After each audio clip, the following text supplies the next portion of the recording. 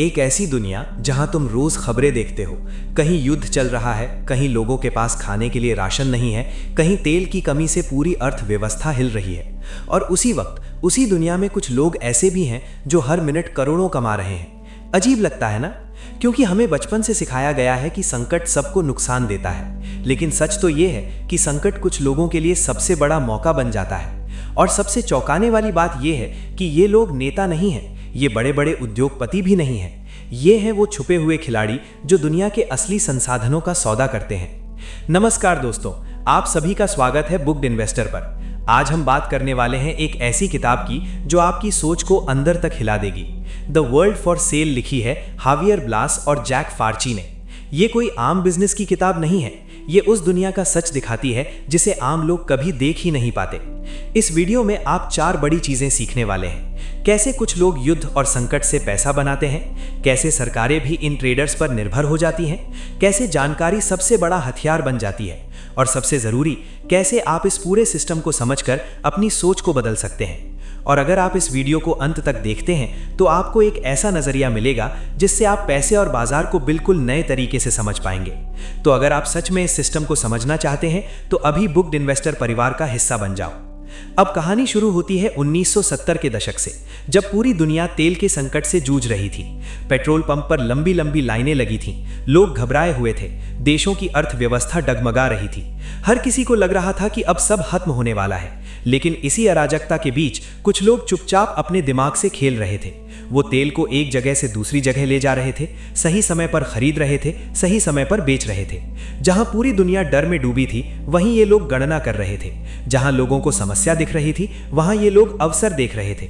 और यही छुपा है एक बहुत बड़ा सबक। इस दुनिया में पैसा हमेशा उन्हीं के पास जाता है जो डर के माहौल में भी साफ सोच पाते हैं, जो जोखिम से भागते नहीं बल्कि उसे समझकर इस्तेमाल करते हैं। लेकिन अब यहाँ एक बड़ा सवाल खड़ा होता है, अगर ये लोग इतने ताकतवर हैं तो हमें इनके बारे में कुछ पता क्यों नहीं चलता? ये हमेशा पर्दे के पीछे ही क्यों रहते हैं? और सबसे खतरनाक सवाल, क्या ये लोग सच में सरकारों से भी ज्यादा ताकतवर हो सकते हैं? अगर ऐसा है तो फिर इस दुनिया का असली नियंत्रण किसके हाथ में है, नेताओं के या इन अदृश्य व्यापारियों के? यही वो सवाल है जो इस कहानी को और भी खतरनाक बना देता है। कहानी आगे बढ़ती है और अब हम पहुंचते हैं उस दुनिया में जहां सब कुछ दिखता कुछ और है और होता कुछ और है। सोचो, अफ्रीका का एक गरीब देश, सरकार के पास पैसा नहीं है, लोगों के पास खाने के लिए भी मुश्किल से साधन है, लेकिन उसी देश की जमीन के नीचे छुपा है तेल, सोना और वो रिसोर्सेज जिनकी कीमत अरबों में है। अब यहां सरकार के पास 2 ही रास्ते हैं, या तो वो इंतजार करे कि कोई बड़ी कंपनी आए और सालों बाद निवेश करे, या फिर तुरंत पैसे के लिए किसी ट्रेडर से डील करे। और यही एंट्री होती है उन इनविजिबल ट्रेडर्स की। वो सरकार के पास जाते हैं और कहते हैं, हम तुम्हें अभी कैश देंगे, बदले में हमें तुम्हारा फ्यूचर ऑयल दे दो। सोचो, एक देश जो आज भूखा है वो अपना कल बेच रहा है सिर्फ आज जिंदा रहने के लिए। और ये डील यहीं खत्म नहीं होती। ये ट्रेडर्स सिर्फ बायर नहीं होते, ये बैंक्स की तरह लोन देते हैं, लॉजिस्टिक्स संभालते हैं, पॉलिटिकल कनेक्शंस बनाते हैं और धीरे धीरे उस देश की इकोनॉमी पर कंट्रोल लेने लगते हैं। जहां हमें लगता है कि सरकार अपने देश को चला रही है, असल में कई बार डिसीजंस कहीं और से इन्फ्लुएंस हो रहे होते हैं। और ये सब इतना क्वाइटली होता है कि दुनिया को भनक तक नहीं लगती। अब जरा इमेजिन करो, जब एक देश पूरी तरह डिपेंडेंट हो जाता है तब उसके रिसोर्सेस का असली मालिक कौन होता है? यहीं पर एक बहुत बड़ा कॉन्सेप्ट सामने आता है। जिसके पास रिसोर्सेस का फ्लो कंट्रोल है, असली पावर उसी के पास है। और सिंपल भाषा में समझो, पैसा कमाने का असली खेल ओनरशिप का नहीं, कंट्रोल का है। लेकिन कहानी यहीं खत्म नहीं होती। असली खेल तब शुरू होता है जब दुनिया में केओस पड़ता है, जब वॉर होता है, जब सैंक्शंस लगते हैं, जब सप्लाई टूटती है। तब ये ट्रेडर्स क्या करते हैं?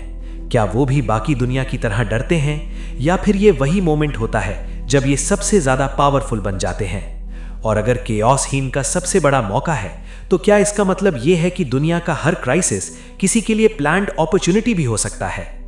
यही सवाल इस कहानी को और भी गहरा बना देता है। कहानी अब उस मोड़ पर पहुंचती है जहां सच थोड़ा असहज लगने लगता है, क्योंकि अब बात सिर्फ पैसों की नहीं बल्कि पावर की होने वाली है। सोचो, एक तरफ युद्ध चल रहा है, बम गिर रहे हैं, लोग अपने घर छोड़कर भाग रहे हैं, न्यूज चैनल्स पर सिर्फ डर और तबाही दिखाई जा रही है, और उसी वक्त कहीं दूर एक बंद कमरे में कुछ लोग बैठकर कैलकुलेशंस कर रहे हैं। वो देख रहे हैं कि किस देश पर सैंक्शंस लगने वाले हैं, कौन सी सप्लाई टूटने वाली है और कहां प्राइसेस अचानक आसमान छूने वाले हैं। अब यहां एक ट्विस्ट आता है। जहां पूरी दुनिया सोचती है कि सैंक्शंस का मतलब ट्रेड रुक जाएगा, वहीं ये ट्रेडर्स लूप होल्स ढूंढ लेते हैं, नए रास्ते बना लेते हैं, नई कंपनीज के नाम पर डील्स करते हैं और ट्रेड को चालू रखते हैं। मतलब रूल सबके लिए होते हैं, लेकिन गेम कुछ लोग अलग लेवल पर खेलते हैं।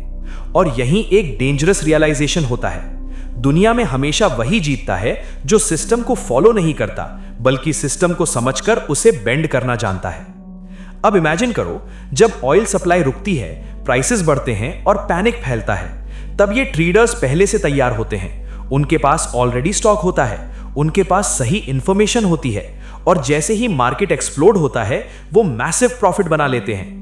जहां एक आम इंसान न्यूज देखकर डर जाता है, वहीं ये लोग न्यूज बनने से पहले ही डिसीजन ले चुके होते हैं। और यही सबसे बड़ा डिफरेंस है रिएक्शन करने वाले और एंटिसिपेशन करने वाले के बीच। लेकिन यहां एक बिलीफ टूटता है जो हमें बचपन से सिखाया गया है। हमें लगता है कि मार्केट रैंडम होता है, अनप्रिडिक्टेबल होता है, लेकिन असल में मार्केट अक्सर उन लोगों के कंट्रोल में होता है जिनके पास इंफॉर्मेशन और नेटवर्क होता है। और यही एक सिंपल लेकिन पावरफुल लेसन निकलता है। अगर तुम हमेशा न्यूज देखकर डिसीजन लोगे तो तुम हमेशा लेट रहोगे, लेकिन अगर तुम समझोगे कि न्यूज बनने से पहले क्या चल रहा है, तब तुम गेम बदल सकते हो।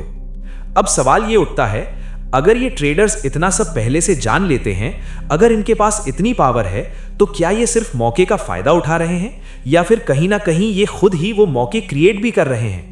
और अगर ऐसा है, तो फिर हम जिस दुनिया में जी रहे हैं, क्या वो सच में उतनी सिंपल है जितनी हमें दिखाई जाती है?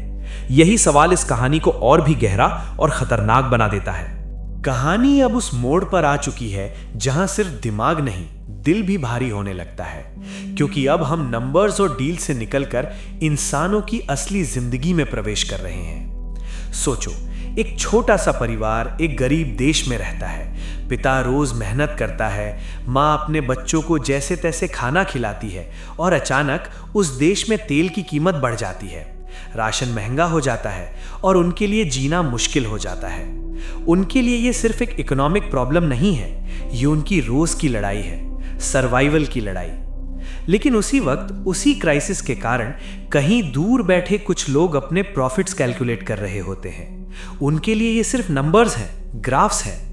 यही वो कॉन्ट्रास्ट है जो इस पूरी कहानी को सबसे ज्यादा दर्दनाक बनाता है।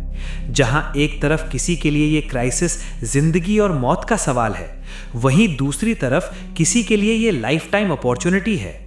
और यहीं इंसान को एक गहरी रियलाइजेशन होती है, दुनिया फेयर नहीं है और मार्केट भी फेयर नहीं है।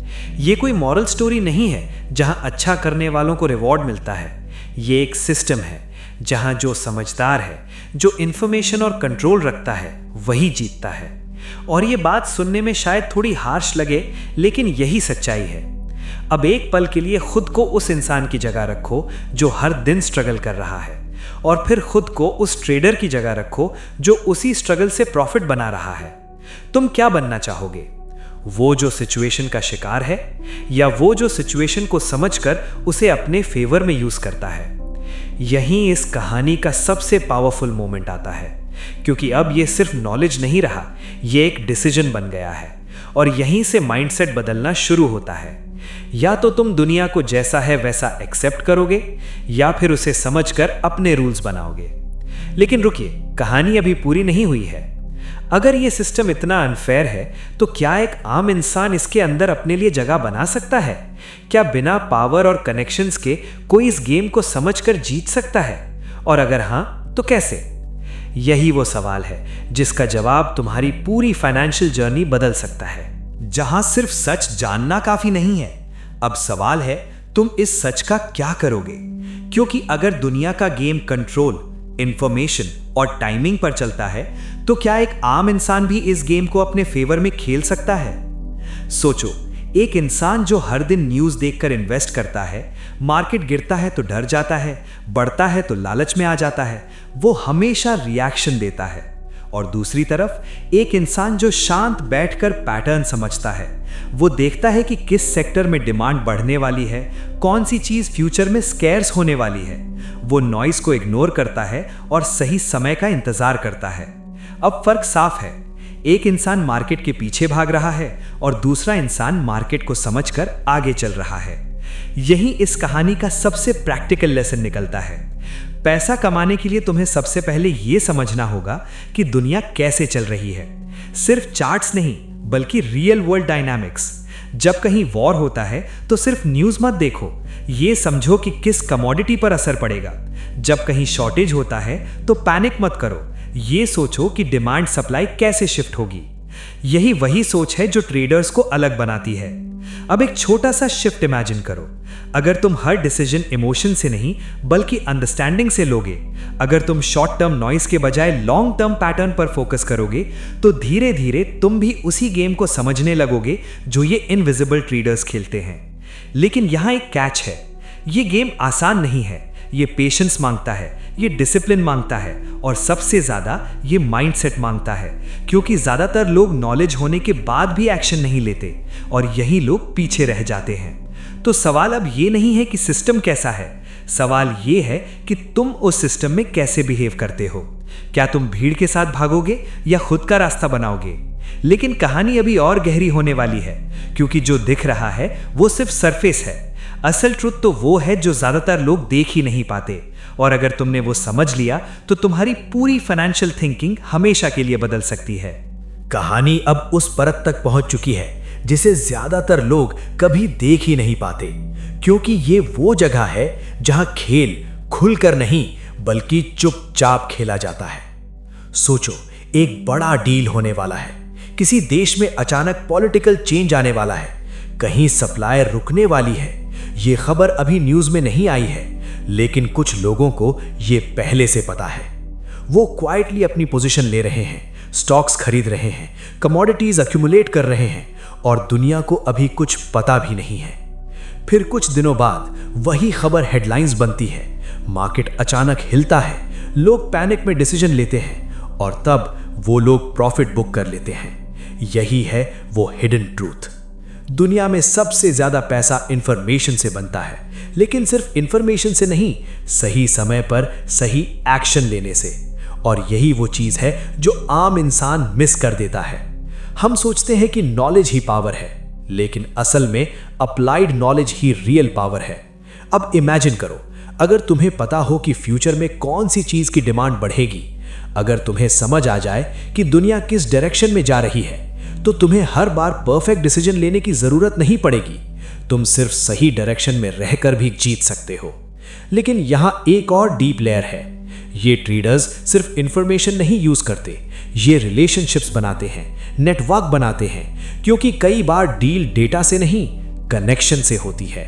और यहीं एक और पावरफुल लेसन निकलता है, पैसा सिर्फ नॉलेज से नहीं, नेटवर्क और ट्रस्ट से भी बनता है।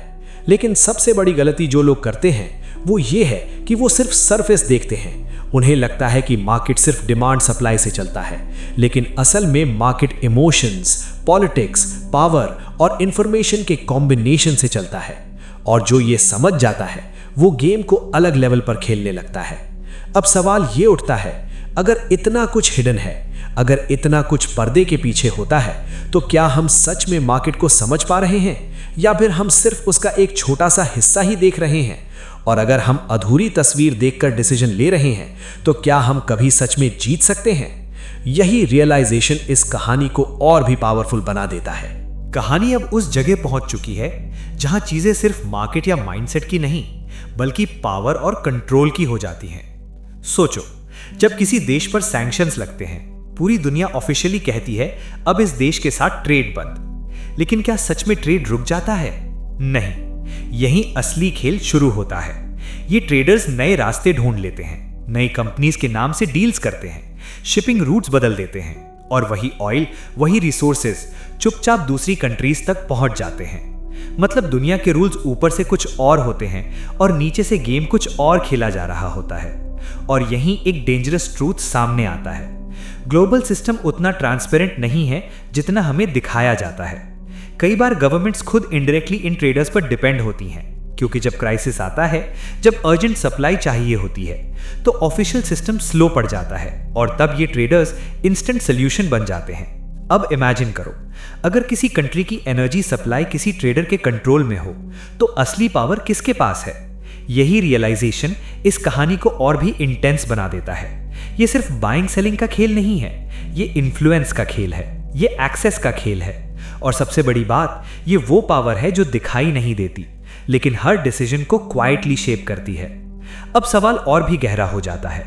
अगर ये ट्रेडर्स रूल्स को बेंड कर सकते हैं, अगर ये सिस्टम के बाहर भी सिस्टम चला सकते हैं, तो क्या ये सिर्फ गेम का हिस्सा है या फिर ये खुद ही गेम के हिडन रूलर्स हैं? कहानी अब अपने सबसे शॉकिंग मोड पर है, क्योंकि अब हम समझने वाले हैं कि ये ट्रेडर्स सिर्फ सिस्टम का हिस्सा नहीं है, बल्कि कई बार ये सिस्टम को डिफाइन करते हैं।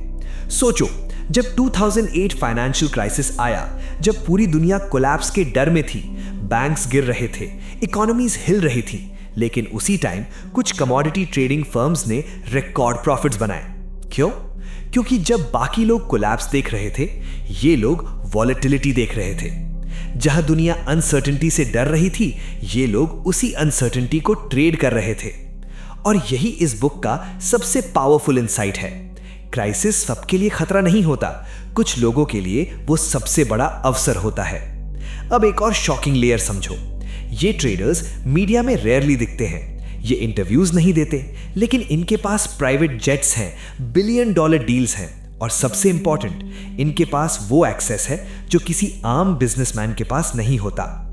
ये डायरेक्टली गवर्नमेंट से डील करते हैं, ये वॉर जोन्स में भी बिजनेस करते हैं, मतलब जहां दुनिया रुक जाती है, वहां से इनका गेम शुरू होता है। और यहीं सबसे बड़ा रियलाइजेशन आता है।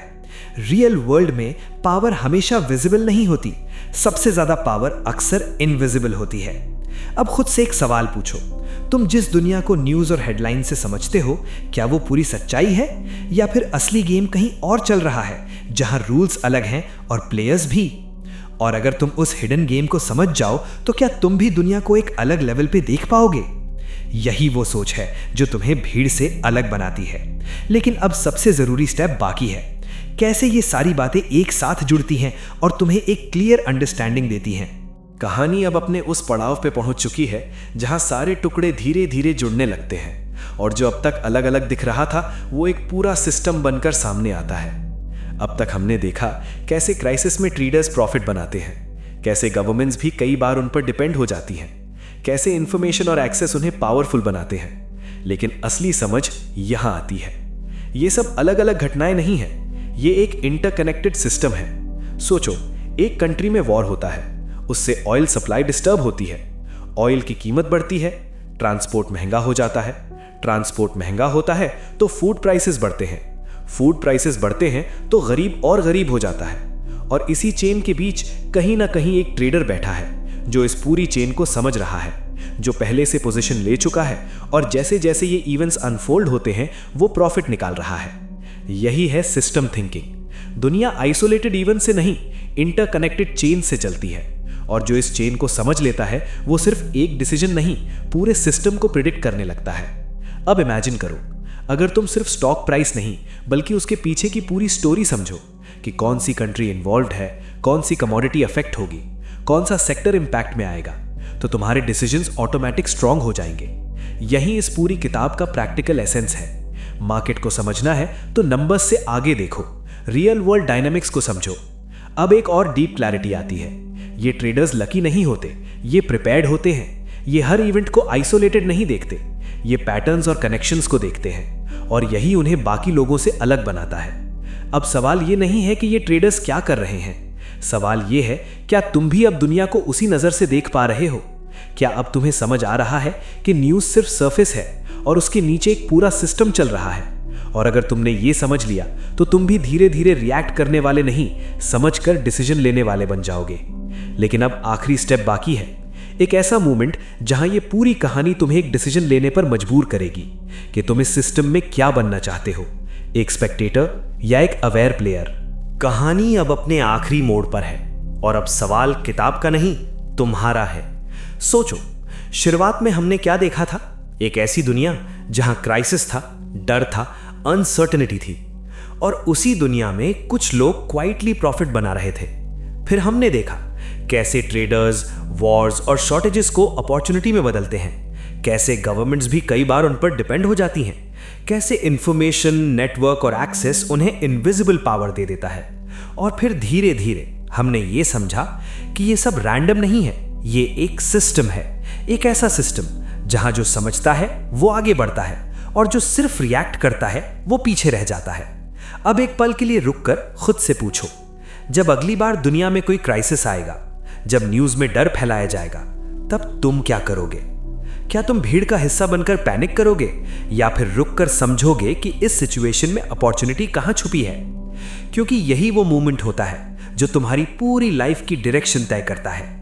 ये कहानी तुम्हें ये नहीं सिखाती कि तुम्हें ट्रेडर बनना है, ये तुम्हें ये सिखाती है कि तुम्हें अवेयर बनना है। तुम्हें ये समझना है कि दुनिया कैसे चल रही है, ताकि तुम ब्लाइंडली डिसीजंस ना लो, क्योंकि असली फर्क नॉलेज का नहीं, अवेयरनेस का होता है। और जैसे ही ये अवेयरनेस आती है, तुम न्यूज को अलग नजर से देखने लगते हो, तुम मार्केट को अलग नजर से समझने लगते हो, और सबसे इंपॉर्टेंट, तुम अपने डिसीजंस को कंट्रोल करने लगते हो। यही ट्रांसफॉर्मेशन है, एक कंफ्यूज्ड इंसान से एक अवेयर प्लेयर बनने का। अब आखिरी सवाल, तुम इस दुनिया में क्या बनना चाहते हो? वो जो हर क्राइसिस में फंस जाता है या वो जो हर क्राइसिस को समझकर उससे आगे निकल जाता है? डिसीजन तुम्हारा है। अगर तुम भी इस तरह की डीप अंडरस्टैंडिंग चाहते हो, अगर तुम भी सिस्टम को समझकर आगे बढ़ना चाहते हो, तो अभी इसी वक्त बुक्ड इन्वेस्टर फैमिली ज्वाइन करो, क्योंकि यहां हम सिर्फ किताबें नहीं समझते, हम दुनिया को समझना सीखते हैं। और शायद यही वो स्किल है जो आने वाले समय में तुम्हें सबसे आगे ले जाएगी।